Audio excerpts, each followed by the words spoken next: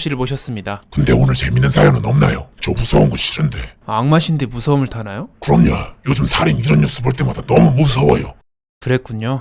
그 진정성 있게 좀 대답하셔. 안녕하세요. 10대 여고생입니다. 중학교 시절 전 동네 골목길의 한 낡은 빌라에서 살았었습니다. 그때 당시 저희 집 아래층 202호에는 매일 대문을 열어놓는 한 여자가 있었는데 키는 170 정도에 머리카락은 골반 정도 길이에 오는 여자였습니다. 이웃분들은 절 만날 때마다 202호 여자 제정신 아니니까 가까이 가면 안 된다? 라는 말씀을 자주 하셨었죠. 그래도 전 202호를 지나칠 때마다 그 여자분께 인사를 드렸고 그분도 고개를 끄덕하며 인사를 잘 받아주시길래 전 단지 소문이 이상하게 퍼졌구나 생각했습니다.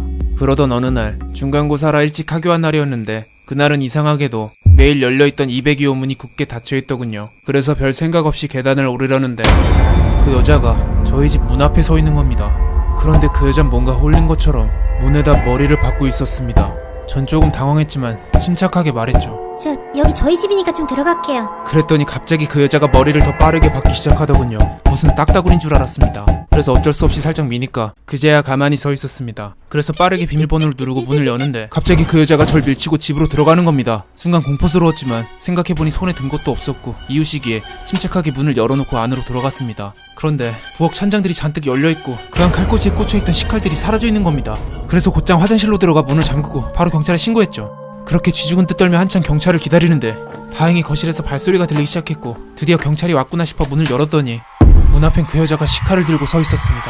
순간 머리가 새하얘졌지만 침착하게 말을 건네려는데 갑자기 그 여자가 칼을 휘두르며 다가오는 겁니다. 그때 다행히 경찰분들이 들이닥쳤고 덕분에 큰일은 생기지 않았습니다. 그래서 그제야 숨을 돌리려는데 거실 소파 밑에 웬 식칼 하나가 놓여있더군요. 알고 보니 그 여잔 식칼들을 꺼내 소파 밑에 숨어 있었던 겁니다. 그 후 저희 가족은 얼마 지나지 않아 이사를 갔지만 만약 그날 제가 바로 화장실에 들어가지 않았더라면 전 어떻게 되었을까요? 밖으로 도망갔겠지. 그럼 다음도 무서운 사연입니다. 제가 중학교 2학년 때 겪은 실화입니다. 그날 전 학원을 마치고 근처 아파트 놀이터에서 줄넘기를 하는 중이었습니다. 시간은 이른밤 10시 정도였는데 그날은 평소와 달리 저처럼 운동하는 사람이 없더군요. 그저 어두컴컴한 와중 가로등 몇 개만 켜져 있을 뿐이었습니다. 그래서 뭔가 오싹한 기분에 집에 갈까 생각 중이던 그때 저 앞에 웬 아저씨가 제 쪽으로 자전거를 끌고 오시는 겁니다.